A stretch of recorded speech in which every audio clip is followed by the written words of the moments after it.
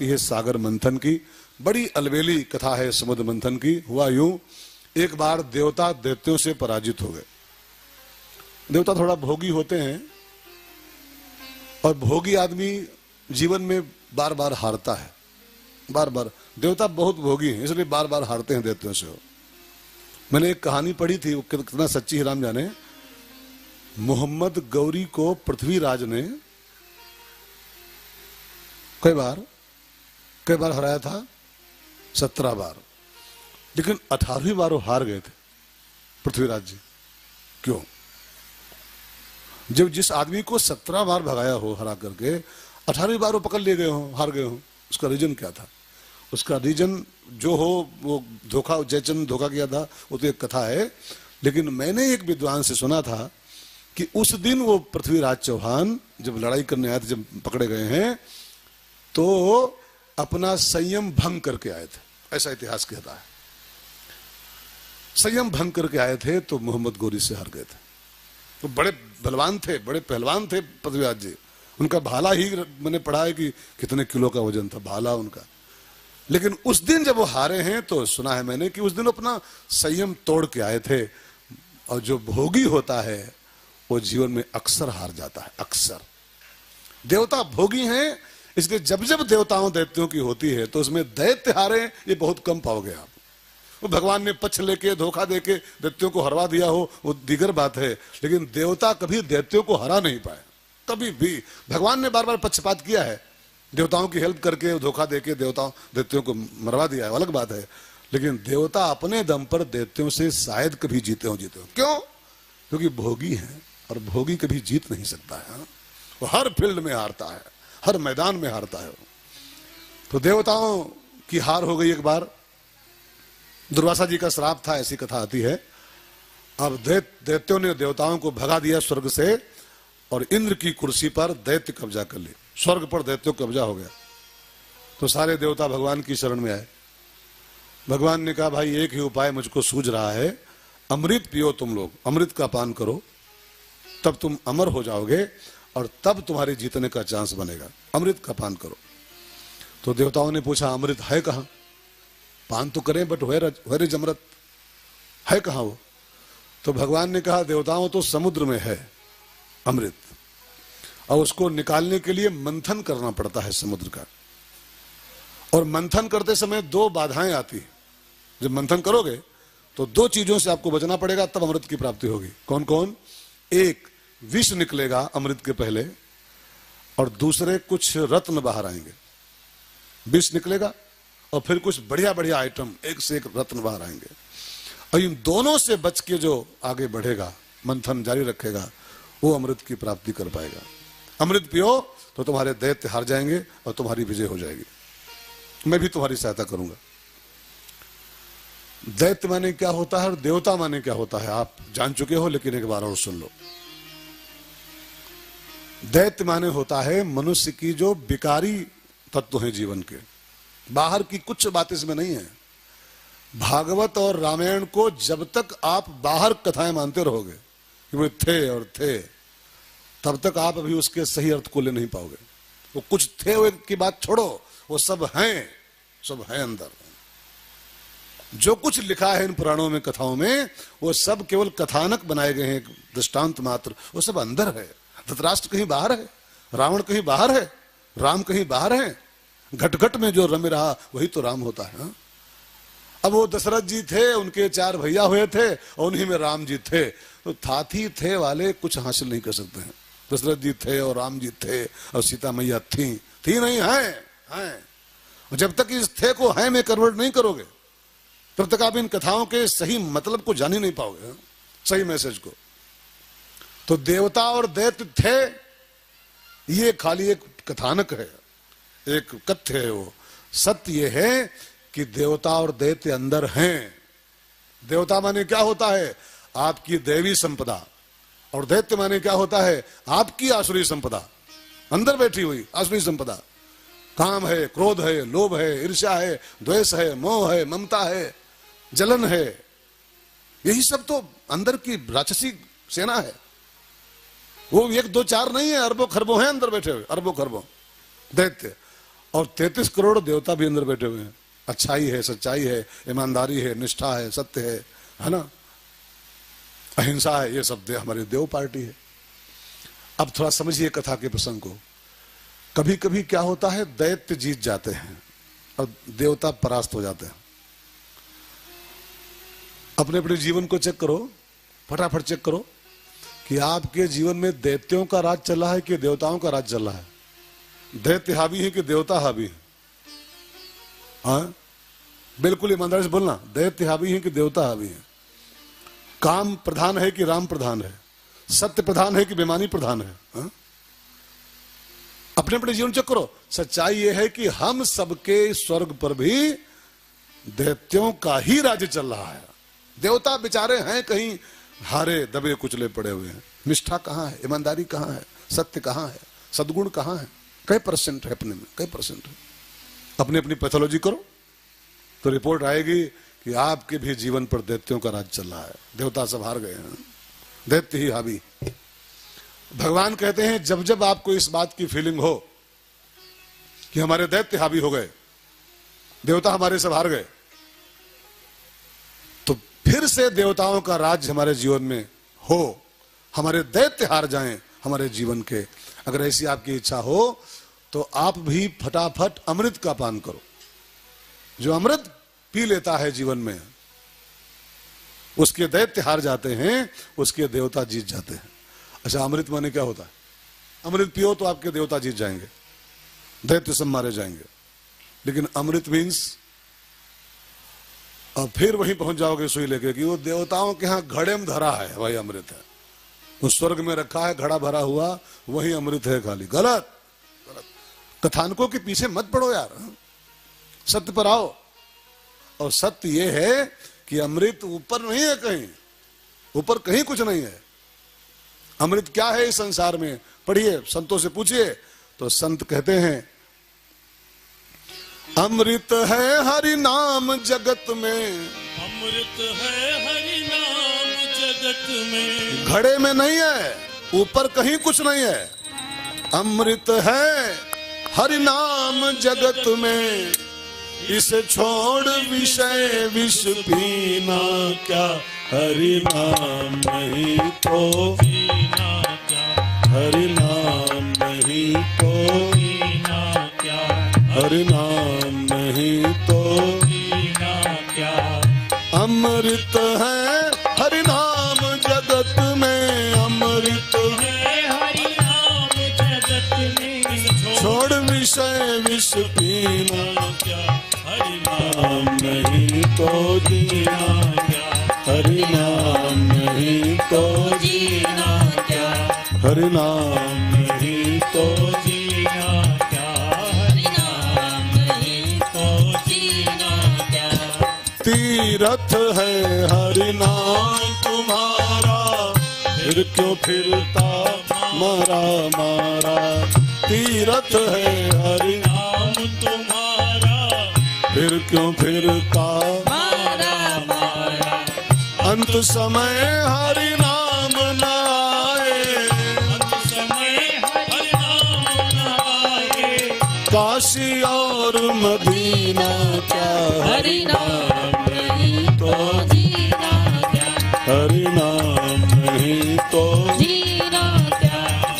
अमृत है हरि नाम जगत में, अमृत है हरि नाम जगत में। छोड़ विषय विष पीना क्या?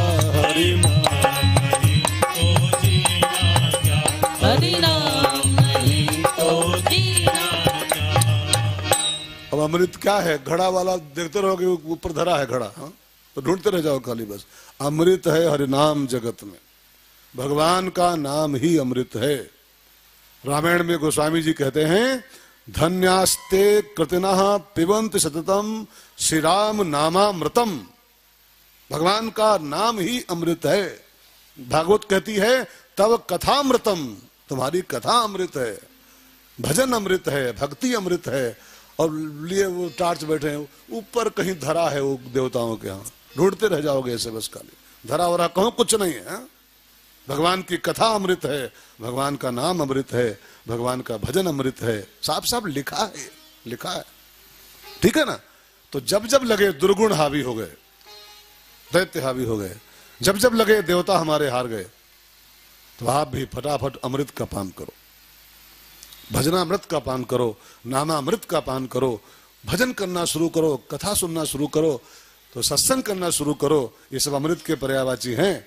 और जब ये सब पियोगे आप, तो आपके दैत्य धीरे धीरे हारने शुरू हो जाएंगे और आपके देवताओं का राज्य होना शुरू हो जाएगा।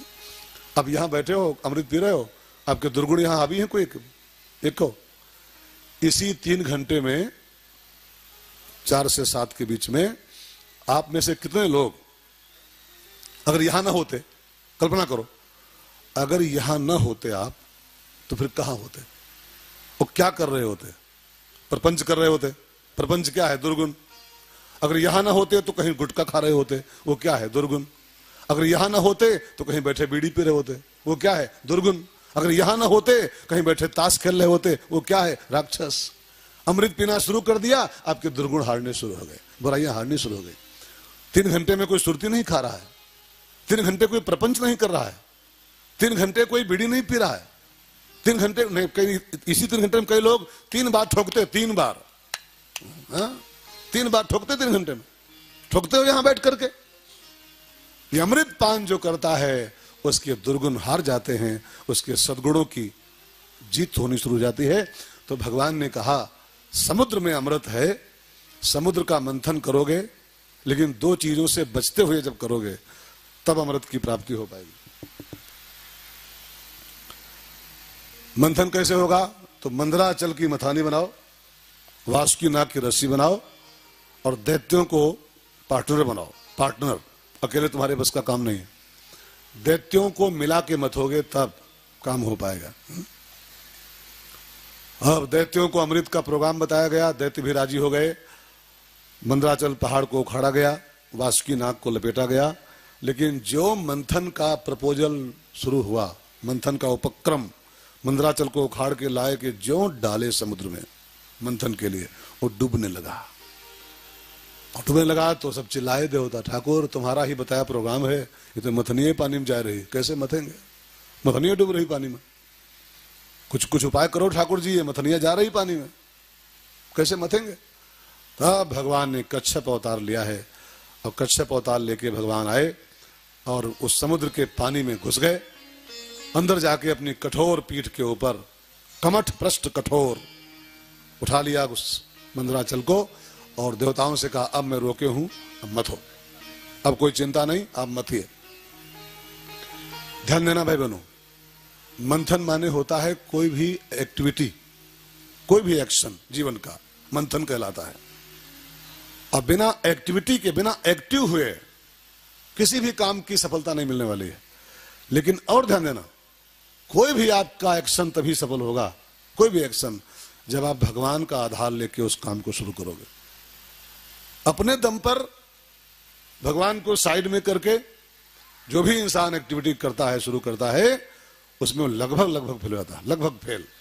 अगर आप चाहते हो कि हमारे द्वारा शुरू होने वाला हर मंथन सफल हो, मैं हर काम में सक्सेसफुल हूं, तो उस काम को अपने दम पर मत करो, उस काम को हमेशा ठाकुर जी, वो कच्छप क्या है?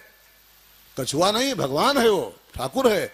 और ठाकुर का बेस लेकर के, ठाकुर के आधार पर जब काम शुरू होता है तो भगवान उस काम में हेल्प करते हैं और तब उस काम में सफलता के चांसेस ज्यादा। मैंने आपसे कल एक बात कही थी, याद होगी तो याद होगी, मैंने कहा था सक्सेस के 3 नियम हैं, संकल्प, पुरुषार्थ और कृपा। कृपा, संकल्प आपका नहीं होगा तो काम शुरू नहीं करोगे, और संकल्प लाख हो काम न शुरू करो तो फिर सब बेकार हो जाएगा। और संकल्प भी हो, काम भी हो, लेकिन उसकी कृपा ना हो, वो राजी ना हो, फेल हो जाओगे, आप फेल हो जाओगे। इसलिए उसका बेस ले लो पहले, ठाकुर करने तो जा रहा हूं, लेकिन मेरा आपकी कृपा से, ये कच्छप की पीठ का अर्थ यही है, कुछ और नहीं है, कुछ और नहीं है। किसी भी काम को भगवान के बेस पर करो, ठाकुर जी की कृपा के बेस पर करो कि आपकी औकात कितनी है जी, हमारी औकात कितनी है जी, सब वही करता कराता है। हा? तो मेरा आपकी कृपा से सब काम हो रहा है, मेरा आपकी कृपा से जरा गाइए सब लोग। काम हो रहा है। मेरा आपकी कृपा से सब काम हो रहा है। मेरा आपकी कृपा से सब काम हो रहा है। करते हो तुम कन्हैया, करते हो तुम कन्हैया, मेरा नाम हो रहा है। मेरा आपकी कृपा से गाओ गाओ। मेरा आपकी कृपा से सब काम हो रहा है। पतवार के बिना ही मेरी नाव चल रही है। पतवार के बिना ही मेरी नाव चल रही है। हैरान है जमाना, मंजिल भी मिल गई है। हैरान है जमाना, मंजिल भी मिल गई है। करता नहीं मैं कुछ भी, करता नहीं मैं कुछ भी, सब काम हो रहा है। करता नहीं मैं कुछ भी, सब काम हो रहा है। करते हो तुम कन्हैया, कन्हैया करते हो तुम कन्हैया, मेरा नाम हो रहा है। मेरा आपकी कृपा से सब काम हो रहा है। मेरा आपकी कृपा से सब काम हो रहा है। आप में से कोई गीता का अध्ययन किया है? गीता पढ़ते हो जी? गीता प्रेस की नगरी में हो? गीता प्रेस की नगरी है। गीता का लास्ट श्लोक बड़ा प्यारा है, कभी पढ़िए उसको। अंतिम श्लोक क्या कहता है? यत्र योगेश्वरः कृष्णो यत्र पार्थो धनुर्धरः तत्र श्री विजयो भूतिर ध्रुवा नीतिर मतिर मम। संजय कहता है अंत में धृतराष्ट्र से कि जहां दो आइटम इकट्ठा हो जाएं, तत् श्री विजय भूतिर ध्रुवा नीतिर मतिर मम, वहीं श्री विजय भूतिर सब कुछ इकट्ठा हो जाता है। दो आइटम केवल बस। कौन कौन? यत्र योगेश्वरः कृष्ण, ध्यान देके सुनेगा। और दूसरा यत्र पार्थो धनुर्धरा, जहां धनुषधारी पार्थ हो और जहां योगेश्वर कृष्ण हो, वहां पर श्री विजय ध्रुवा नीतिर मतिर सब वही इकट्ठा हो जाता है। इसका मतलब क्या है? इसका आध्यात्मिक अर्थ क्या है? पार्थो धनुर्धरा, इसका अर्थ है पुरुषार्थ। पुरुषार्थ, धनुषधारी अर्जुन माने पुरुषार्थ का प्रतीक है, ठीक है ना। और यत्र योगेश्वर कृष्ण माने कृष्ण का बेस, कृष्ण का साथ, कृष्ण की कृपा। और जहां पुरुषार्थ और कृपा का संगम हो जाए, आपका पुरुषार्थ वो कौन सा? वो एक इंग्लिश में कहावत है, God help those who help them self. जो पुरुषार्थ करता है हिम्मते मर्दा तो मददे खुदा, मददे खुदा। और जहां मर्द की हिम्मत और खुदा की रहमत इकट्ठा हो जाए, परमात्मा की कृपा, परमात्मा की कृपा का बेस, बस तत्र श्री विजय भूतिर ध्रुव, वही अमृत की प्राप्ति हो जाती है। तो देवताओं ने देखा अपने आप बस का नहीं है, वो डूब रहा है पूरा समुद्र में, पूरा प्रोग्राम डूबा जा रहा है सागर में। तो भगवान को आवाज दिया, भगवान कच्छप बन के आए, बेस बन के लग गए पहाड़ के नीचे। और जब भगवान के बेस पर काम शुरू किया गया, तब काम आगे बढ़ा। अब इन सब बातों को सुनकर के कुछ सीखते जाओ सिद्धांत। काम अपने बेस पे मत करो, भगवान के बेस पे करो। आपका बेस फेल हो सकता है, उसी का बेस सफल होता है। उसके बेस पे सारा काम करिए। तो अब मंथन शुरू हुआ। अब देखो, मंथन शुरू हुआ है अमृत के लिए, मिशन अमृत। मिशन अमृत है इस मंथन का, लेकिन पहले पहले सामना किस चीज का हुआ? विष का। अमृत तो भी कोसों दूर है, पहले हलाहल जहर निकला। इसका मतलब क्या है कि अमृत पीने के वालों के सामने पहले जहर आता है। अमृत माने भजन, भजन करने वाले, और भजन करने वालों को भजन शुरू करते ही पहले पहल कुछ विषय, कुछ विष मिलता है। पहले मीराबाई से पूछो, जब मीराबाई शुरू की भजन करना तो उसको पहले पहले क्या मिला था? हा? पहले पहले क्या मिला? भजन तो उसका बाद में पूरा हुआ है, बहुत बाद में। पहले पहले सामना किस चीज से हुआ है? तो राणा ने विष दिया, अमृत तो बाद में मिला है उसको, बाद में। कबीर से पूछो, तुलसी से पूछो, मीराबाई से पूछो, नानक से पूछो, नामदेव से पूछो, अरे हमसे पूछो, ये भजन ऐसे नहीं मिलता है।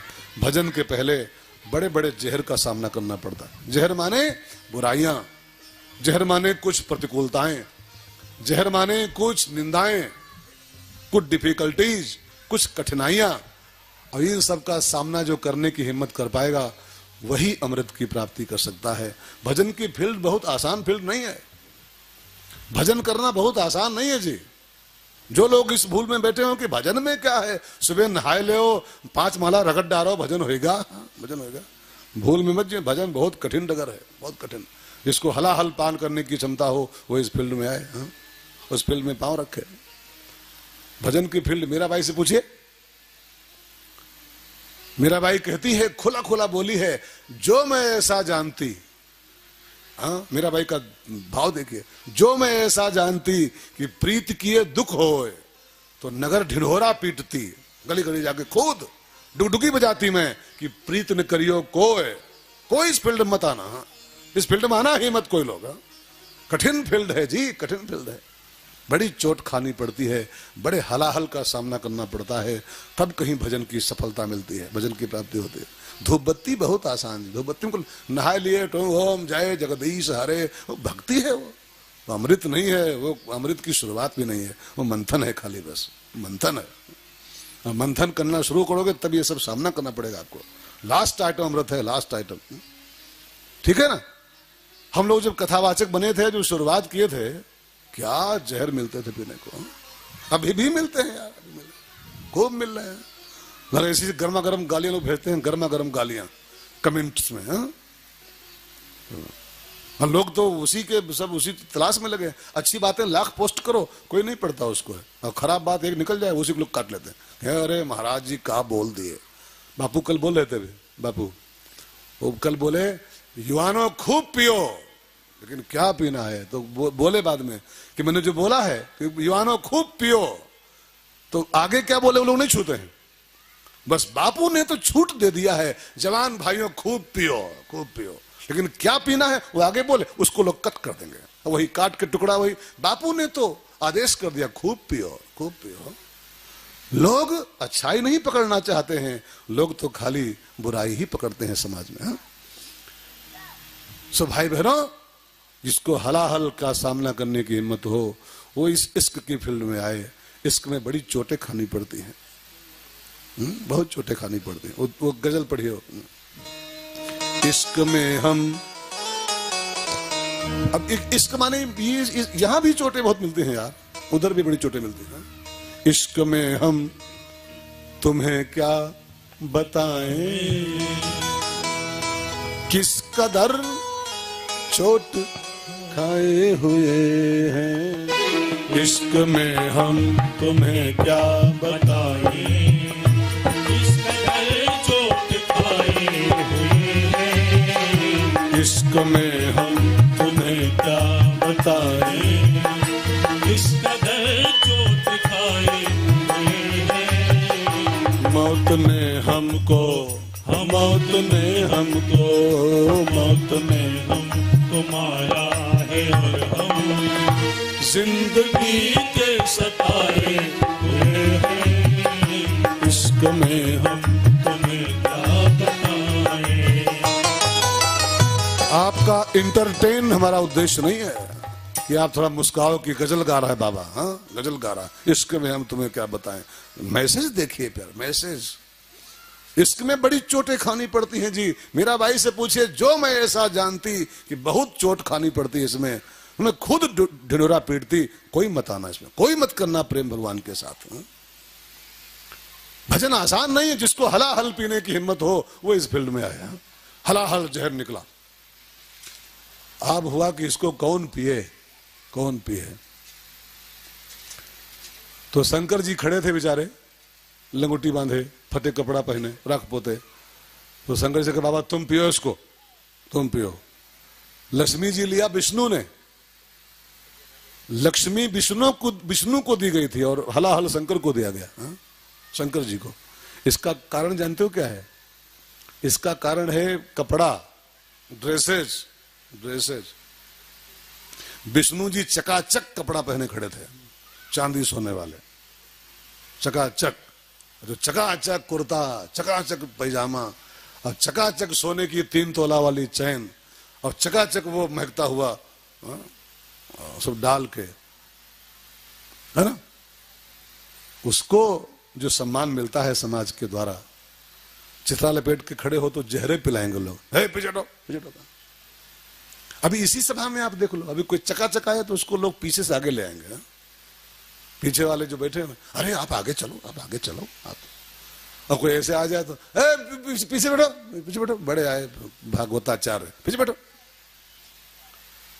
ड्रेस की पूजा होती, गुणों की पूजा नहीं होती संसार में, गुणों की पूजा नहीं होती, सब खाली कपड़ों की पूजा होती है। अब चूंकि विष्णु भगवान चकाचक थे, उनको कौस्तुभ मणि, लक्ष्मी, ये लो ये लो, कौस्तुभ मणि पहनो, लक्ष्मी जी को ले जाओ। और शंकर जी राख लपेटे खड़े थे, जहर पियो, जहर पियो। जहर शंकर जी के हिस्से में डाला गया, लेकिन बाबा तो बाबा है।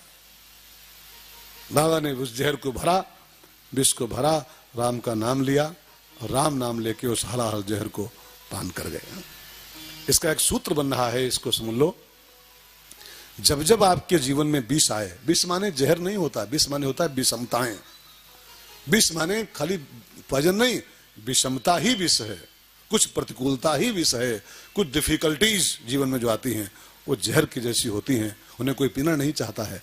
लेकिन जब जब ऐसा सिचुएशन बने कि कुछ डिफिकल्टीज जीवन में आ जाएं, कुछ ऐसा माहौल बन जाए कि आपको हजम न हो रहा हो, आप उसको लेके हिल रहे हो, उस समय आप भी शंकर जी का आवाहन करो और शंकर का आश्रय करोगे। और शंकर भी उसको डायरेक्ट नहीं पिए थे, राम नाम लेके पिए थे। मतलब शंकर और राम नाम अगर दो चीजें आपके जीवन में आ जाएं तो आपके जीवन में आया हुआ जो हलाहल है वो खत्म हो जाता है। शंकर माने क्या होता है जी? शंकर माने शंकर बाबा? नो, शंकर माने होता है विश्वास। विश्वास। भवानी शंकरो वंदे श्रद्धा विश्वास रूपिणो। शंकर माने विश्वास होता है, ठीक है। जहर माने प्रतिकूलता होता है, विषमता, डिफिकल्टीज।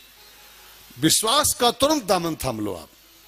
जब जब कुछ ऐसा माहौल बने कि आप हिल रहे हो, वो घटना आपको बर्दाश्त न हो रही हो, वो घटना आपको पूरा डामाडोल कर दे रही हो, हजम न हो रही हो, बर्दाश्त न हो रही हो, उसमें विश्वास का दामन थामो फट से, और विश्वास से राम का नाम लो। शंकर जी चुपचाप नहीं पिए थे, राम का नाम लेके पिए थे। उन्हें विश्वास से राम का नाम जपो तो जो डिफिकल्टी जीवन में आई है वो यूं पार हो जाएगी, आप जान भी नहीं पाओगे कहां से कहां आई और कहां से कहां चली गई हो। जो विश्वास रखता है और जो राम राम जपता है, उसके जीवन की सारी प्रॉब्लम भगवान खत्म कर देते हैं। जान नहीं मिलती, सब निकल जाती है ऐसे। देखो, समस्याएं खाली आपको नहीं आती, हमको भी आती। समस्या खाली आपको नहीं होती है, रामकृष्ण परमहंस को भी हुई थी। कैंसर खाली संसार वालों को होती है, रामकृष्ण परमहंस को कैंसर नहीं हुआ था क्या? और वो कैंसर क्या अमृत है? कैंसर जहर है, कैंसर ही विष है, ठीक है ना।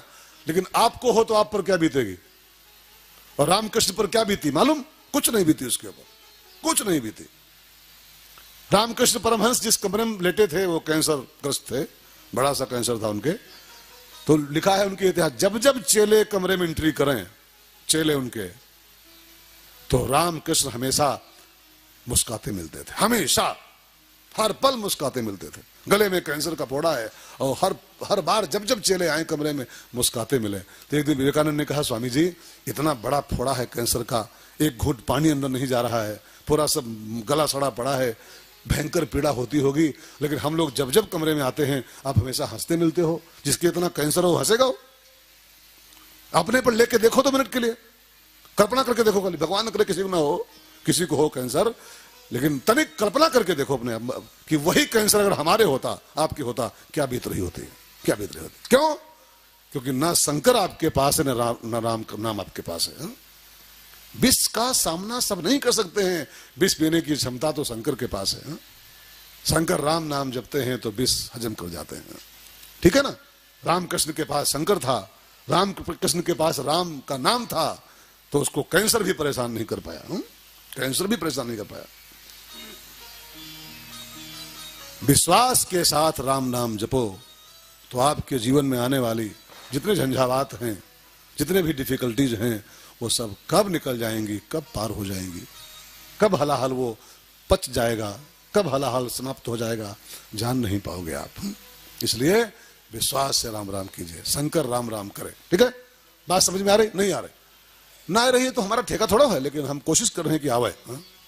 प्रयास एक घुमा घुमा के बोलते हैं, घुमा घुमा करके, कि एक एक बात को 3-3 बार रिपीट करते हैं कि आपको पल्ले पड़ जाए, ठीक से समझ में आ जाए।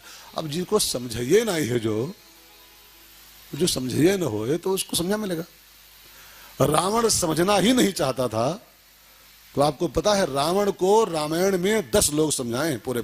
हनुमान समझाए, अंगद समझाए, विभीषण समझाए, उसकी बीवी समझाई, उसका मंत्री समझाया, उसका भाई कुंभकर्ण समझाया, उसका नाना समझाया, लेकिन रावण माना नहीं, समझा। तो जिसको समझने की इच्छा न होए उसको रमेश भाई, तो रमेश भाई हैं, रमेश भाई के 70-72 पुरखा उतरे हो प्रश्न, तो समझा ना पे, समझा ना पे। कोशिश तो ये कर रहा हूं कि आपके पल्ले पड़ जाए कथा पूरी पूरी। एक था राजा, एक थी रानी, और रानी मर गई, खत्म कहानी। वैसे कथा सुन के कुछ हासिल नहीं कर पाओगे। जो कोशिश करो, जुड़ोगे नहीं तब तक समझ में नहीं आएगा। व्यास गद्दी के साथ बिल्कुल तार जोड़ो, अपना अटैचमेंट करो 3 घंटे के लिए, तब कथा पल्ले पड़ेगी। तो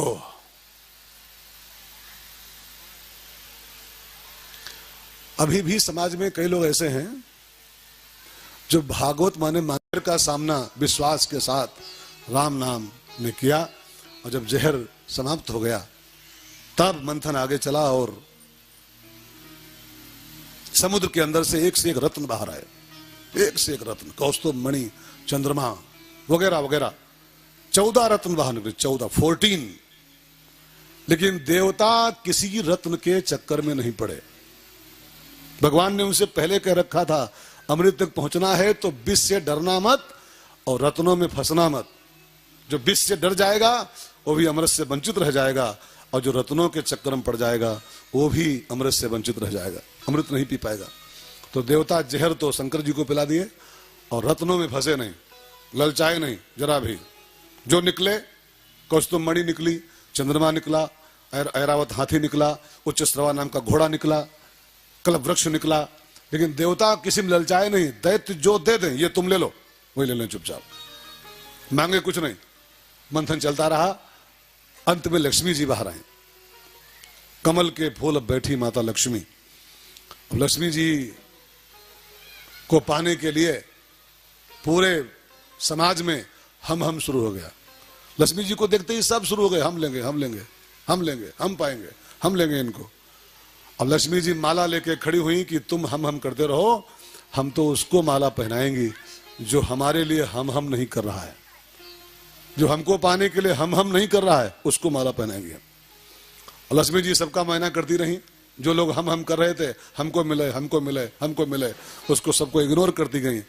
और देखा तो एक कोने में भगवान विष्णु शेषनाग की सैया पर लेटे हुए हैं, बाकी सब हम करके मरते रह गए कि हमका मिले, हमका मिले। और वो जो बिल्कुल इग्नोर किए पड़ा था एक कोने में, हमको क्या क्या मतलब मुझसे है। लक्ष्मी जी गई और जाके उसको माला पहना दी, नारायण को। लक्ष्मी को जितना इग्नोर करोगे उतना ही आपके पीछे वो दौड़ेगी, और जितना उसको हम करोगे उतना ही आपको वो इग्नोर करेगी, इग्नोर करेगी। इसको बिल्कुल पक्का मानेगा, बिल्कुल पक्का सिद्धांत है। लक्ष्मी उसको इग्नोर करती है जो हम करता है। लक्ष्मी को आप इग्नोर करो। इन महात्माओं के पीछे पैसा भागता है। महात्मा पैसा नहीं करते हैं।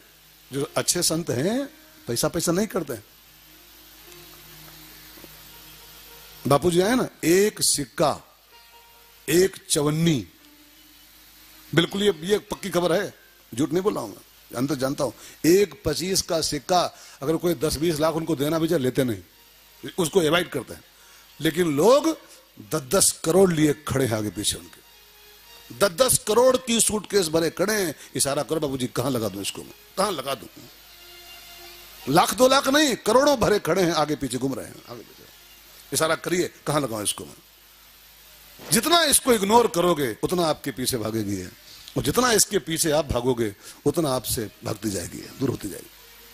चंचला है, चंचला है। जो हम कर रहे थे सबको अवॉइड करती माता बढ़ती गई, और ये कोने में लेटे थे वो बिल्कुल बिल्कुल एकदम निरपेक्ष। होंगी लक्ष्मी जी होंगी, हाँ? जाके उसे माला पहनाया, लक्ष्मी नारायण को ब्याह दी गई। मंथन आगे चला। दशमी के बाद निकली वारुणी। वारुणी समझते आप लोग? वारुणी माने शराब। शराब निकली। अब शराब को देवता तो नहीं छुए, दैत्य सब पी गए। दैत्य ही उसको पी सकते हैं, देवता उसको छू ही नहीं सकते। हाँ, शराब को जो पिए वो कौन है? वो दैत्य ही हो सकता है। शराब दैत्य ही पी सकते हैं, देवता उसको छू नहीं सकते। देवता माने जो दिव्य पुरुष हैं, जो अच्छे लोग हैं, वो छू नहीं सकते हैं उसको, तो राक्षस टाइप के ही लोग पीते हैं। शराब का मतलब जानते हैं क्या होता है? शराब में 3 अक्षर हैं भाई बहनों, श रा ब। श माने होता है 100%, 100%।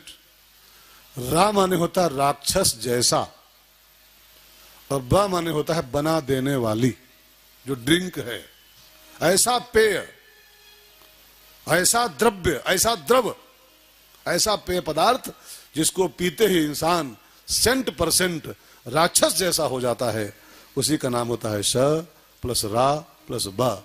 अब जब शराब की धाराएं बाहर निकली तो उसको देवता तो इग्नोर किए, दैत्य उसको अमृत मान के सब पी गए। और फिर मंथन आगे चला तो भगवान विष्णु का एक अवतार धन्वंतरी वैद्य के रूप में प्रकट हुआ, और हाथ में सोने का कलश है, उसी में अमृत लेके धन्वंतरी वैद्य के रूप में ठाकुर जी बाहर आए। धन्वंतरी वैद्य के प्राकट्य की तिथि जानते हैं कौन सी है? धनतेरस। धनतेरस ही वो तिथि है। उसका वास्तविक नाम धनतेरस नहीं है, उसका वास्तविक नाम है धन्वंतरी तेरस।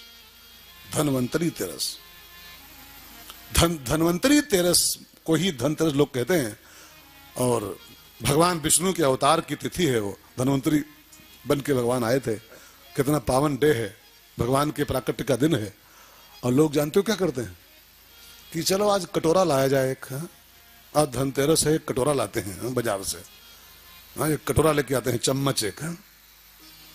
ध्यान देना, धन्वंतरी तेरस के दिन जो कटोरा थाम लेगा हाथ में बाजार से ला करके, उसको फिर जिंदगी भर कटोरे थामना पड़ेगा। फिर भगवान के प्राकट्य का दिन है, चम्मच लेके उसको क्यों निरर्थक कर रहे हो उसको यार, क्यों बेकार कमाए दे रहे हो? बर्तन खरीद के वो सफल होती है? नहीं, बर्तन के व्यापारी भले रुष्ट हो जाए मुझसे, लेकिन धन्वंतरी तेरस है वो, भगवान धन्वंतरी के प्राकट्य का दिन है। उस दिन भगवान की उपासना करो, चम्मच मत खरीदने जाओ कि आज कटोरा लेके आते हैं बाजार से। कटोरा थामना है क्या जिंदगी भर के लिए? सो भाई बहनों, भगवान धन्वंतरी का प्राकट्य हुआ, कलश अमृत लेके प्रकट हुए वो, और ज्यों अमृत बाहर आया, देवताओं ने झपट के, दैत्यों ने वो कलश छीन लिया, दैत्यों ने, और बोले इसको तो अकेले मैं पीऊंगा। अब बेचारे देवता सब रह गए, बड़ी मुश्किल से निकाल मिला तो दैत्य छीन ले गए उसको। पावरफुल थे दैत्य, सब झपट ले गए। तब देवताओं ने भगवान का आवाहन किया, और भगवान ने तुरंत एक अवतार धारण किया है। उस अवतार का नाम है मोहिनी, मोहिनी अवतार। गजब की लीला है समुद्र मंथन की। एक लीला में भगवान के 3 अवतार हुए हैं। लीला 1, अवतार 3, 24 में से 3 अवतार तो इसी कथा में हो गए भगवान के। कच्छप अवतार, धन्वंतरी अवतार और मोहिनी अवतार। भगवान मोहिनी बन के आए और मुस्कुराते हुए दैत्यों की ओर जब बढ़े, और ऐसी मुस्कान बिखेरी कि दैत्य सब मोहित हो गए। भगवान जिसको मुस्कुरा के देख लें वो कहां बच पाएगा यार। हा? बड़ा बढ़िया गाना संतों ने छांटा है फिल्म में से, है ना? भगवान जिसको मुस्कुरा के देख लें वो तो पूरा मोहित हो जाता है। गजब ढा देते भगवान मुस्कुराते हुए। तो भगवान ने मोहिनी अवतार लेके जो मुस्कान बिखेरी, तो फिर फूलों की रानी बहारों की मलिका। अब इसको फिल्म के गाने को मत सुनना। भगवान से बड़ा बहारों की मलिका कौन है? भगवान से बड़ी फूलों की रानी कौन है? जिसने फूलों को महकाया, जिसने चिड़ियों को चहकाया, जिसने सारा जगत बनाया। और जब मुस्कुरा के वो देखेगा तो फिर तेरा मुस्कुराना गजब हो गया है, फूलों की रानी बहारों की मलिका, तेरा मुस्कुराना गजब हो गया। न दिल होश में है न हम होश में, नजर का मिलाना गजब हो गया है, फूलों की रानी बहारों की मलिका, तेरा मुस्कुराना। भगवान ने मोहिनी रूप में जो मुस्कान बिखेरी, सारे के सारे दैत्य मोहित हो गए। वो घड़ा लेके सब बढ़ के आए और कहा, मैडम मोहिनी जी तुम ये घड़ा ले जाओ पूरा, और तुम मेरे साथ चलो, मेरे घर चलो, मुझसे शादी कर लो। भगवान ने घड़ा झपट के हाथ में किया, कब्जे में किया, 2 लाइन लगवाई देवता और दैत्यों की।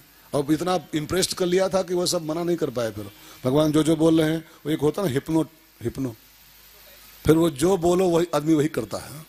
अब खड़े हो जाओ तो खड़ा होता, अब बैठ जाओ तो बैठता, अब हंसो तो हंस पड़ता है, अब रो पड़ता। कई अभी भी कई लोग कर रहे हैं काम है।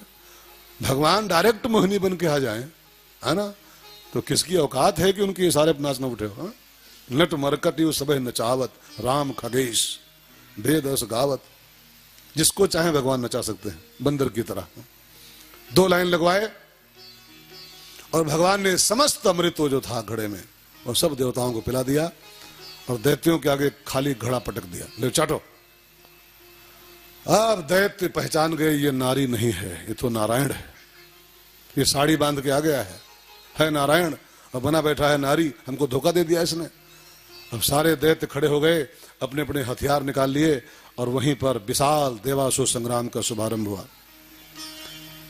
अब चूंकि देवता अमृत पी चुके थे, अमृत जो पी लेता है उसके सब दैत्य मारे जाते हैं। अब फिर वहीं पर सूत्र आ गया, अमृत जो पी लेता है मत करके जीवन को, उसके सारे दैत्य मारे जाते हैं, उसके देवताओं की विजय हो जाती है। अब कथानक वो है, अर्थ ये है। कथा पर रहोगे खाली कि वो अमृत पिए थे फिर तो सब मार डाले मिलकर, नहीं।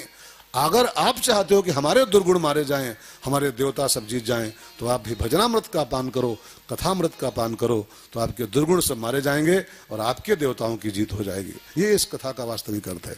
अब सब दैत्य मारे गए, देवताओं का स्वर्ग पर पुनः अधिकार हो गया। अब ये खबर जब पहुंची दैत्य गुरु शुक्राचार्य के पास कि मेरे सब चेले मार दिए गए, तो शुक्राचार्य के पास एक विद्या थी। उस विद्या का नाम था मृत संजीवनी विद्या। शंकर जी की दिव्य विद्या थी। और त्र्यंबकम यजामहे सुगंधिम पुष्टिवर्धनम उर्वारुकमिव बंधनान, कुछ ऐसा मंत्र होते हैं शास्त्रों में, वो पढ़ के डाल दिए जाएं तो वो तो मृत्युंजय मंत्र है, वो कुछ और होता होगा, मैं उसको जानता नहीं हूं कि संजीवनी विद्या कौन सी होती है। वो शुक्राचार्य के पास है, उनकी पूजा करो, पाना है तो। अब वो शुक्राचार्य जी आए और संजीवनी विद्या का यूज किया, जल छिड़क दिया सबके ऊपर, सब दैत्य पुनः जीवित हो गए। बलि भी जिंदा हो गया। बलि ने कहा, गुरुदेव हमको स्वर्ग की गद्दी चाहिए, इंद्र की कुर्सी चाहिए हमको, जिंदा किए हो तो हमको इंद्रासन चाहिए। तो शुक्राचार्य बलि को लेके पहुंचा एक तीर्थ में, उस तीर्थ का नाम लिखा है सप्त स्रोत तीर्थ। अब कहां है खबर नहीं, हर चीज पूछना मत कि वो कहां पर है, बताओ। यहाँ सप्त स्रोत नाम का एक तीर्थ है कहीं पर, वहीं पर लेके गए और शुक्राचार्य ने बलि के हाथों एक विशाल यज्ञ पूरा कराया। उस यज्ञ का नाम लिखा है विश्वजित नाम का यज्ञ। विश्वजित, कई यज्ञ होते हैं, चंडी महायज्ञ, रुद्र महायज्ञ, कई यज्ञ होते हैं, लेकिन एक यज्ञ लिखा है शास्त्रों में विश्वजित यज्ञ। और वो जो पूरा कर ले इतना बलिष्ठ हो जाता है कि पूरे संसार को अकेले जी सकता है, इतनी क्षमता उसमें रहती है। ऐसे ऐसे सब अनुष्ठान लिखे हैं शास्त्रों में। अभी भी ऐसे ऐसे कई अनुष्ठान हैं जो पानी बरसाने के वाले, कई लोग पानी बरसाने वाला अनुष्ठान करते हैं, कई लोग मारण अनुष्ठान करते हैं। कोई पड़ोसी मरैया हो, पड़ोसी की डेथ करना हो तो अनुष्ठान कुछ होते हैं, वो कराओ तो पड़ोसी साफ 2 महीने के अंदर। है कई बगुला मुखी है, कौवा मुखी है, लेकिन वो उसके लफड़े मत करना, कहूं कहूं उल्टा हो जाता, और कहूं कहूं का अक्सर अक्सर मरैया चाहिए पड़ोसी का, मर जो तुम्हें पट दे। हाँ, कहीं कहीं उल्टा चलता है वो क्या होता है, रिवर्स करता है। अनुष्ठान में तनिक चूको तो घाटा अपने हो जाता है, तनिक विधि बिगड़ जाए नुकसान अपना कर देता है। इसलिए हमारे संतों ने कहा इन अनुष्ठानों के लफड़े में नहीं पड़ना चाहिए, तनिक बिगड़ेगी तो आपकी ही नाश हो जाएगी। हाँ? राम राम करो, राम राम से बड़ा अनुष्ठान कोई दुनिया में है नहीं। राम राम से बड़ा मंत्र, राम राम से बड़ी पूजा और राम के नाम से बड़ा अनुष्ठान कोई संसार में नहीं बना हुआ है। शुद्ध शुद्ध कल्याण करता है, नुकसान तो उसमें है ही नहीं। इस दवाई का रिएक्शन तो है ही नहीं, और बाकी दवाइयां कभी कभी ऐसा उल्टा असर करती हैं, पता लगे कर रहे उनके लिए हो जाए अपने। हाँ, हो जाए अपने, प्रपंच मत पढ़ना, राम राम करो खाली बस। हाँ, इसके अलावा कोई चांस नहीं, चारा नहीं कोई। तो विश्वजीत नाम का यज्ञ किया, उससे एक बड़ा विशाल रथ उसको प्राप्त हुआ बलि को। उस पर सवार होते ही बलि इतना बलिष्ठ हो गया, इतना बलि हो गया, अकेले ही स्वर्ग पर धावा बोल दिया उसने। सेना वना कुछ नहीं, अकेले गया और जाके स्वर्ग से देवताओं को खदेड़ कर भगा कर और इंद्र की कुर्सी पर बलि पुनः स्थापित हो गया। शुक्राचार्य जी ने कहा भैया तख्ता पलट करके तुम गद्दी तो छीन लिए हो ये बंदूक के दम पर, लेकिन इस गद्दी पर बैठने का अधिकारी जानते हो कौन होता है? इंद्र की कुर्सी की एक अहर्ता है, एक शर्त है, इस गद्दी पर वही बैठ सकता है जो अपने जीवन में कम से कम 100 यज्ञ पूरा कर लिया हो। 100 यज्ञ, वो इस गद्दी का अधिकारी होता है, इंद्र की कुर्सी का। तो पा तो लिए हो बल के दम पर, धमकी दे करके बंदूक की नोक पर, लेकिन इस गद्दी का अधिकारी बनने का चांस एक है, 100 यज्ञ पूरे करो। बलि ने कहा गुरुजी हमको जल्दी है, बहुत जल्दी है, यज्ञ पूरे कराओ, हमको ये गद्दी छोड़नी नहीं है भाई। मैं बैठ गए तो बैठ गए। संकल्प पूरा लिया बलि ने, 100 यज्ञ कंटिन्यू, 100 यज्ञ लगातार मुझे करना है, 1 by 1। अब संकल्प हो गया, शुक्राचार्य जी यज्ञ शुरू कर दिए, बलि यजमान बन गया, और एक यज्ञ पूरा हो दूसरा शुरू हो जाए, अगले दिन से दूसरा पूरा हो तीसरा शुरू हो जाए, 99 यज्ञ उसके पूरे हो गए बलि के। 100वां यज्ञ उसका चालू हुआ, 100वां यज्ञ। अगर वो यज्ञ भी निपट जाता बलि का, तो बलि इंद्र की कुर्सी का फिर बिल्कुल परमानेंट पात्र हो जाता, फिर देवता हमेशा के लिए बेघर। इस बात की खबर पाई देवताओं की माता अदिति ने कि बलि, दैत्यराज बलि हमारे देवताओं को बेघर करने के लिए 100वां यज्ञ कर रहा है, और उसका अगर यज्ञ निपट गया ठीक ठाक ढंग से तो फिर हमारे देवता जो बेटे हैं हमेशा के लिए सत्ता विहीन हो जाएंगे, घर विहीन हो जाएंगे।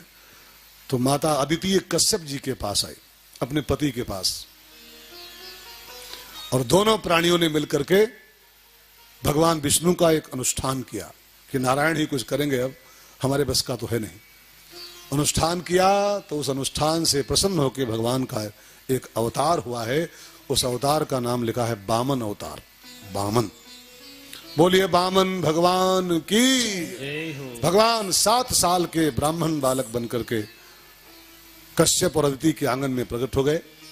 देवताओं ने भगवान की स्तुति गाई, भगवान का स्तवन किया, और फिर कहा ठाकुर जी आप बलि को मार तो नहीं सकते हो, क्योंकि बलि प्रहलाद जी का पोता है, और आपने प्रहलाद जी को वचन दे रखा है। आपको पता होना चाहिए, मैंने जल्दबाजी में कहना भूल गया था, जब प्रहलाद जी के पिता को भगवान ने मारा था ना, नरसिंह स्वामी ने हिरण्यकश्यप को, और जब प्रहलाद की भक्ति से भगवान खुश हुए थे तो उसको एक वरदान दिया था जाते समय भगवान नारायण ने कि मैंने तुम्हारे बाप को मारा तो मारा प्रहलाद जी, तुम्हारे पिताजी को मारा तो मारा, लेकिन आज के बाद तुम्हारे परिवार में किसी दैत्य को मैं अपने हाथों से नहीं मारूंगा, ये हमारा वचन है। अब ये प्रहलाद, ये बलि जो है ना, ये प्रहलाद जी का सगा पौत्र है, सगा पोता। बलि का, प्रहलाद का पोता बेटा विरोचन, प्रहलाद का पुत्र विरोचन, और विरोचन का बलि, तो सगा पौत्र हुआ। और भगवान का वचन था कि तुम्हारे खानदान के किसी दैत्य को अपने हाथ से नहीं मारूंगा मैं। तो देवताओं ने कहा ठाकुर बलि को आप मार तो सकते नहीं हो, इतना, एक तो बलि बहुत है वो, दूसरे आप वचनबद्ध हो, तो मार नहीं सकते हो तो मांग तो सकते हो, ना मारो तो मांग के दो। लेकिन हमारा कल्याण करो ठाकुर, हमारे स्वर्ग पर कब्जा किए बैठा है, और सवा यज्ञ उसका अगर निपट गया ठीक से तो वो इंद्र की कुर्सी का फिर परमानेंट हो जाएगा वो। जाओ ठाकुर, न मारो तो मांग के दिलाओ, हमारा घर हमको दिलाओ, हमारा हक हमको दिलाओ। देखो, अब कोई यहां पूछ सकता है भगवान ने देवताओं का पक्ष क्यों लिया? कई बार भगवान को लगता है कि ये देवताओं के पक्ष में है ना। देवता माने अच्छे लोग। भगवान हर कथा में लगभग अच्छों के पक्ष में रहे, बुरों का पक्ष नहीं लिया कभी भी। पांडव अच्छे थे, कौरव बुरे थे, दोनों भाई थे भगवान के, फुफेरे भाई, दोनों भाई ही थे, और दोनों गए थे सहायता मांगने ठाकुर जी की। लेकिन भगवान ने ऐसा गेम वहां सेट किया कि भगवान पांडवों के पक्ष में हो लिए और कौरवों की सेना कर दिया आपने। अब कोई कहे क्यों पक्षपात किया? गांधारी यही तो श्राप दी थी भगवान को कि तूने जानबूझ के हमारे खानदान की नाश कराई कन्हैया। हाँ, तो अगर चाहता तो मेरे पक्ष में हो लेता। अरे तू चाहता तो युद्ध नहीं होता है, युद्ध नहीं होता महाभारत का। तूने जानबूझ के सब गेम खेला है, मेरे बच्चे मरवाए हैं, मेरा खानदान साफ करा दिया है तूने। मेरा श्राप है कन्हैया तेरे लिए कि जैसे तूने मेरा खानदान साफ कराया है, एक दिन ऐसा आएगा तेरा भी पूरा खानदान साफ हो जाएगा। हाँ, तेरी आंखों के सामने साफ हो जाएगा। गांधारी का श्राप था उसके लिए, कन्हैया के लिए। तो मेरे कहने का भाव, भगवान कई कथाओं में, अभी देखिए देवताओं का पक्ष लिया प्रभु ने, अमृत पिला दिया देवताओं को, उनको धोखा दे दिया। अब कोई कहे भगवान पक्षपाती हैं, सुग्रीव का पक्ष लिया, बाली को मार दिया, है ना। बाली ही तो शिकायत किया था, मैं बैरी, तुम्हारा नाम है समदर्शी, तुमने अनाउंस किया सब पर मोर बराबर दाया, मैं सबको बराबर मानता हूं, फिर तुमने भेदभाव क्यों किया? ठाकुर, मैं बैरी सुग्रीव प्यारा, मैं बैरी सुग्रीव प्यारा, कारण कवन नाथ मोहि मारा, कारण कवन नाथ मोहि मारा, धर्म है तू अवतारे गोसाई, धर्म हे तू अवतारे हो गोसाई, मारे हो मोहि व्याध की नाई, मारे हो मोहि व्याध की नाई। अबे बाली का देखो केस कर रहा है राम के ऊपर, केस कर रहा है। समदर्शी कहलाते हो, समदर्शी रघुनाथ, मैं बैरी सुग्रीव प्यारा, कारण अवगुण कौन नाथ मुहे मारा। और फिर ऐसे मारा कि छिप करके मारा, सामने से मारते हमको, मारे मुहे व्याध की नहीं, धर्म है तो उतरे गोसाई। और एक वाक्य राम जी उसका पकड़ लिए, बस इसी में राम का केस जीत गया। वकील लोग यही तो करते हैं, एक वाक्य कोई पकड़ पाते हैं, बस उसी में जीत जाते हैं। एक कोई सेंटेंस बिगड़ जाए मुवक्किल का या उसका सामने वाले का, एक के वाक्य में पूरा केस दाहिने बाएं, दाहिने से बाएं, बाएं से दाहिने। राम जी बाली का एक सेंटेंस पा गए, उसी में केस जीत गए। बाली केस कर दिया था उनके ऊपर, कारण कौन नाथ में मारा, क्यों मारा मुझको आपने? सुग्रीव तुम्हारा, तुमको क्या दिया है, तुम्हारा मैं क्या बिगाड़ा हूं, क्यों मारा मुझको? साफ साफ केस बनता था राम के ऊपर, 302 का केस था, साफ साफ। मारे मोहे व्याध की नहीं, तुम्हारा बिगाड़ा मैंने क्या है? तुम्हारा खेत जोते हैं, तुम्हारा बिगाड़े क्या है? साफ साफ राम पर केस बन गया था, वो भी मर्डर का केस था वो। लेकिन एक शब्द में राम पकड़ लिए बाली का, बस उसी में जीत गए फट से। क्या बोला बाली? धर्म हेतु अवतरे गोसाई, धर्म संस्थापनार्थाय संभवाम युगे युगे, धर्म की स्थापना करने आते हो और ये क्या पक्षपात करते हो, क्यों मारा मुझको आपने? बस धर्म हेतु अवतरे गोसाई बाली बोला कि राम के पास पूरी फाइल तैयार हो गई, उसी एक वाक्य के पीछे राम जीत गए केस।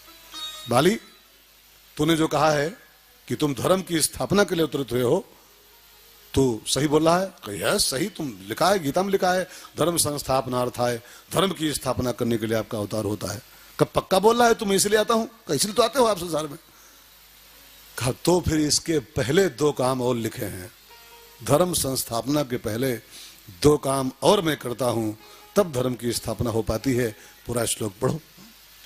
परित्राणाय साधूनाम विनाशाय च दुष्कृताम तब धर्म संस्थापनार्थाय। अगर धर्म संस्थापना ही मेरा मिशन है, मैं इसीलिए आया हूं, तो उसके लिए मुझे दो काम करने पड़ते हैं, साधुओं की रक्षा, संतों की रक्षा और दुष्टों का विनाश। तब धर्म की स्थापना हो पाती है। मैंने तुझको नहीं मारा है, मैंने सुग्रीव का पक्ष नहीं लिया है। परित्राणाय साधूनाम विनाशाय च दुष्कृताम, तब धर्म संस्थापना अर्थ है। तो बाली ने कहा मैंने कौन सा पाप किया है जी, मैं कौन सा धर्म किया हूं। तब भगवान ने उसका कच्चा चिट्ठा खोला। बाली का कच्चा चिट्ठा खोला प्रभु ने। अनुज बधू, छोटे भाई की पत्नी, अनुज बधू भगी निसुत नारी।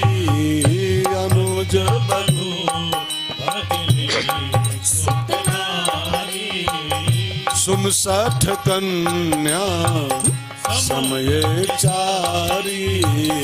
सुमसठ कन्या समय चारी, इन्हीं कुदृष्टि बिलो कर जोई।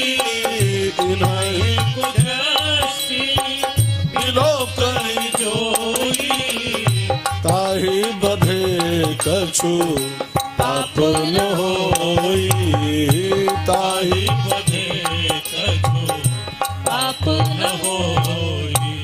भगवान किसी का पक्षपात नहीं करते हैं, सब उनको प्रिय हैं, लेकिन परित्राणाय साधु नाम, संतों की रक्षा, संतों का बार बार हेल्प, उनकी सुरक्षा और दुष्टों का विनाश, ये भगवान के मिशन में से आता है, उनके अवतार का कारण है। सब भगवान कई कथाओं में आपको दिखाई पड़ता होगा और लगता भी होगा ये भगवान ने क्या किया, उनको मरवा दिया, उनको बचा लिया, उनको मरवा दिया, उनको बचा लिया। ये भगवान का दोष नहीं है जी, ये उनका मिशन है। मिशन है परित्राणाय साधूनाम विनाशाय च दुष्कृताम।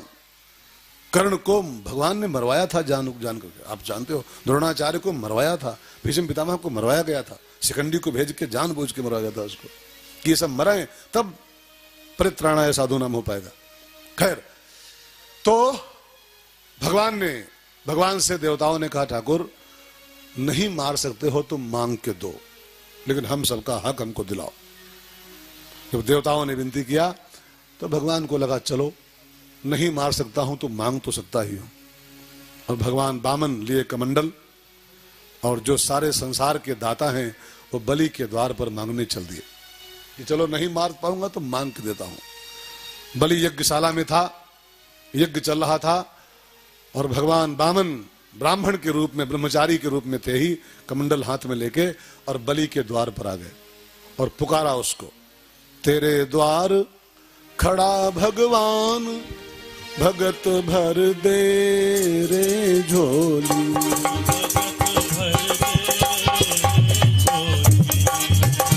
तेरे द्वार खड़ा भगवान भगत भर दे रे झोली। रे भगत भर दे, तेरा होगा बड़ा एहसान कि जुग जुग तेरी रहेगी शान। भगत भर दे रे झोली, भगत भर दे रे झोली। तेरे द्वार खड़ा भगवान भगत भर दे रे झोली। भगत भर दे रे झोली।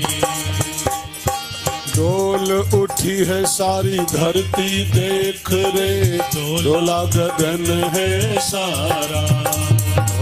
डोल उठी है सारी धरती देख रे, डोला गगन है सारा।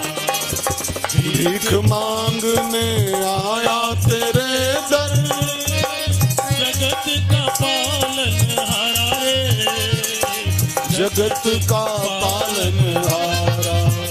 मैं आज तेरा मेहमान, कर ले रे मुझसे जरा। भगत भर दे रे झोली, भगत भर दे रे झोली। तेरे द्वार खड़ा भगवान भगत भर दे रे झोली। भगत भर दे रे झोली। भगवान ने आवाज दिया भिक्षाम देही। अब बलि ने सुना कोई द्वारे खड़ा मांग रहा है, यज्ञ को रोक दिया उसने। आचार्यों से कहा थोड़ा पोस्टपोन करो यज्ञ को, कोई मांगने आया है, मैं पहले दान कर लूं फिर यज्ञ करूंगा। बलि द्वारे पर आया, क्या देखता है 7 साल का एक ब्राह्मण कमंडल लिए खड़ा है, कुछ मांग रहा है। बलि ने स्वागत किया, स्वागतम ते नमस्तुभ्यम, पंडित जी आपका स्वागत ब्राह्मण देवता। और ब्रह्मन किम दियताम, क्या दूं मैं आपको? तो भगवान ने कहा 3 कदम पृथ्वी चाहिए, 3 कदम धरती का दान करो मुझको। ध्यान देना भाई बहनों, भगवान खाली बलि से नहीं, सबसे 3 कदम ही मांगते हैं। उनकी डिमांड सबके सामने यही है, हमको 3 कदम दे दो बस, खाली 3 कदम। 3 कदम क्या है भगवान के जानते हैं? अब वो कथा उथा छोड़ो कि वो नापे थे 3 कदम पृथ्वी। भगवान 3 कदम ही सबसे चाहते हैं, मांगते हैं। जो दे दे भगवान उसके गुलाम बन जाते हैं। बलि दे दिया तो भगवान बलि के चौकीदार बन गए थे। जो दे पाए 3 कदम, हम 3 नहीं दे पाते। भगवान के 3 कदम क्या हैं? पहला कदम तन, दूसरा कदम मन और तीसरा कदम धन। यही 3 कदम उसके, और यही मांगता है वो। हम लोग आरती में खाली गाते हैं, दे नहीं पाते। आरती में खूब गाएंगे, तन मन धन सब है तेरा, और तेरा तुझको अर्पण, और दिखाते जाएंगे यूं ऐसे से, तेरा तुझको अर्पण लेठेगा मेरा, ओम जय जगदीश हरे। दिखाएंगे यूं करेंगे, यूं आरती करेंगे। खाली गाने से क्या होता है जी? मैं आपको एक छोटी सी गंभीर बात सुनाऊं, बहुत ध्यान देकर सुनिएगा। प्रहलाद जी ने भागवत में 9 प्रकार की भक्ति बताई, 9 टाइप ऑफ भक्ति। ध्यान देकर सुनना। श्रवणम, कीर्तनम, स्मरणम, पाद सेवनम, अर्चनम, बंदनम, दास्यम, सख्य, आत्मनिवेदनम। थोड़ा सा बुद्धि से सुनना, विवेक के साथ। भक्ति के 9 टाइप होते हैं। श्रवणम, कीर्तनम, स्मरणम 3, अर्चनम, बंदनम, दास्यम 3, और 3 9 भक्तियां हैं। हमारे संतों ने कहा है भक्ति के यही 3 स्तर होते हैं, 3 स्तर। इसको 3 जगह डिवाइड करो आप। 9 भक्तियां हैं, उसको 3 जगह बांटो। भक्ति के 3 स्तर होते हैं, 3 नीचे वाले, फिर 3 उसके ऊपर, फिर 3 उसके ऊपर, 3 स्टेप। बहुत ध्यान देकर सुनेगा। शुरू के जो 3 हैं, श्रवण, कीर्तन, स्मरण। श्रवण जो आप कर रहे हो, कीर्तन भी कर रहे हो, जिनकी भाग्य में कर रहा नहीं है तो नहीं कर रहा है, और स्मरण, चिंतन उसका। ये 3 काम कहलाते हैं भक्ति का आचरण लेवल। इसको करना पड़ता है, ध्यान देकर सुनेगा। इसको करना होता है। श्रवण करना पड़ेगा आपको, कीर्तन करनी पड़ेगी आपको, ठीक है ना, स्मरण करना पड़ेगा। तो जो आचरण लेवल की भक्ति है वो 3 है, श्रवणम, कीर्तनम, स्मरणम। थोड़ा और ध्यान दो। 3 भक्तियां इसके बाद वाली जो है वो अर्चा भक्तियां हैं। अर्चा, श्रवणम, कीर्तनम, स्मरणम, विष्णु, पाद सेवनम, अर्चनम, बंधनम। ध्यान देकर सुनना। पाद सेवनम, अर्चनम, बंधनम, ये 3 अर्चा भक्तियां हैं। इसमें जैसे पाद सेवन माने चरणों की सेवा, ये आपको अर्चना करनी पड़ेगी उसकी। अब किसी के पांव धोना हो, अच्छा कोई को हम तोरे पांव छुई, पंडित जी पांव छुई, तो पांव छुई से नहीं काम चलता है। कोई हमारे पांव कांटा बंधेगा, ये लोग कहते हैं महाराज जी पांव छुई। हाँ? कोई मना की है न छुओ, कोई मना की है न छुओ, छुओ। वो आपको वो अर्चन भक्ति है, पाद सेवनम, वो करनी पड़ेगी। अर्चन, बंधन, बंधन माने उसको नमस्कार, वो आपको अर्चन है, वो पूजा है, करनी पड़ेगी। अर्चनम, बंधनम, बंधन करना पड़ेगा। पाद सेवनम। तो 3 भक्ति शुरू वाली आचरण में उतारने जैसी हैं, 3 भक्ति अर्चन भक्ति हैं। लेकिन उसके बाद जो 3 भक्तियां हैं वो भाव भक्तियां हैं। भाव भक्तियां, उसमें करना कुछ नहीं होता है, खाली भाव से करना होता है। कौन कौन? दास्यम, सख्य और आत्मनिवेदनम। दास्यम माने मैं भगवान का दास हूं, इसमें करना कुछ नहीं है, भाव का खेल खाली बस है। दास्यम, सख्य, भगवान मेरा मित्र है, मेरा सखा है, अर्जुन की तरह, ये भाव का गेम है पूरा। और आत्मनिवेदनम माने तन मन धन सब है तेरा, देना कुछ नहीं इसमें है, देना कुछ नहीं है। लेकिन बस मांगता यही है कि 3 कदम हमको दे दो आप। आरती में खाली मत गाओ कि तन मन धन सब है तेरा, ये अंदर से भाव बनाओ, अंदर से भाव से भगवान को अर्पित कर दो, ठाकुर मेरा तन मन धन सब है तेरा, मेरा इसमें कुछ नहीं है, मेरा कुछ नहीं, बस वो पा गया, पा गया। सब बहनों भाइयों, रक्षा भाई है। हरे राम राम राम सीता राम राम राम, हरे राम राम राम सीता हरे राम राम राम सीता राम राम राम, हरे राम राम राम सीता राम राम राम, हरे राम राम राम सीता राम राम राम, हरे राम राम राम सीता राम राम राम, हरे राम राम राम सीता राम राम राम, हरे राम राम राम सीता राम राम राम, सीता राम राम राम सीता। भगवान के 3 कदम क्या है? तन मन और धन। भगवान की यही डिमांड रहती है कि तुम आत्म निवेदन कर दो हमारे चरणों में, तन मन धन सब है तेरा, और तेरा तुझको अर्पण क्या लागे मेरा। और इतना कर दो ना, तो फिर भगवान आपके चौकीदार बन जाएंगे। जैसे बलि के हो गए थे, आपके हो जाएंगे। बलि ने 3 कदम दान कर दिया और भगवान ने कहा बलि अब तू ये काम कर, देवताओं का स्वर्ग तो खाली कर दे, पाताल का राज्य कर, और मैं तेरी पातालपुरी की हर ड्योढ़ी पर आज के बाद एज सिक्योरिटी गार्ड ड्यूटी करूंगा, एज सिक्योरिटी गार्ड। और बैकुंठनाथ, त्रिलोकीनाथ उस समर्पण से, उस दान से ऐसा खुश हुए बलि के उस 3 कदमों के दान से कि बलि भगवान को पाताल का राज्य सौंप दिए, देवताओं का स्वर्ग खाली करा के उनको सौंप दिया, और पाताल की हर ड्योढ़ी पर, बलि के राजमहल के हर गेट पर भगवान लाठी लेके एज ए चौकीदार पोस्टेड हो गए। अब लक्ष्मी जी जब खबर पाई मेरा ठाकुर पोस्टेड है चौकीदार के रूप में, बलि का सिक्योरिटी गार्ड हो गया है, नारद जी से पूछा लक्ष्मी जी ने कैसे वापस आए ठाकुर जी, कैसे वो नौकरी छूटे, कैसे सस्पेंशन उनका हो वहां से। तो नारद जी ने कहा माता जी बस एक ही उपाय है, बलि दानी बहुत बड़ा है, दान के नाम पर वो कुछ भी कर सकता है, तुम जाओ किसी बहाने बलि से दान में ले आओ ठाकुर जी को। कैसे जाए, किस बहाने?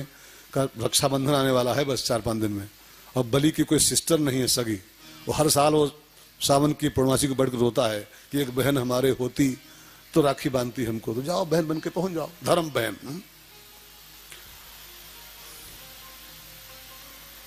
बल लक्ष्मी जी धर्म की बहन बनी और राखी लेके, थाली पूजा की लेके बलि के घर आई सावन की पूर्णमासी को। कहा भैया मैं तुम्हारी बहन हूं, है ना, हमसे राखी बंधा लो। हम निशाना हमारा कहीं और पहुंच गया है। हमारी सुई बहुत तेज पहुंचती है सट्टे से निशाने पर। अब कई कोई धर्म बहन हो जाती है जी, धर्म बहन, कोख से न पैदा हो न सही। प्रतिमा बहन और देखो बहन बैठी है, मोदी की बहन, मोदी को राखी बांध के भी आई कल पर अगले सावन में। हाँ, हमारे भट्ट जी के मोदी जी कौन हो गए? अब आगे नहीं बोलेंगे हम। अब जिसकी पत्नी ने राखी बांधी हो तो उसके पति के वो कौन हुए? अब आगे आप हिसाब लगा लो अपने हिसाब से। वो गजब का नाता बन गया है, गजब का नाता। और भगवान के नाता ये चलता रहे ऐसे ही। वैसा भाई मिल जाए तो बहन भी धन्य हो जाती है यार। हाँ, भाई तो गुटका छाप बहुत होते हैं, वैसा भाई मिल जाए तो बहन भी धन्य हो जाती है।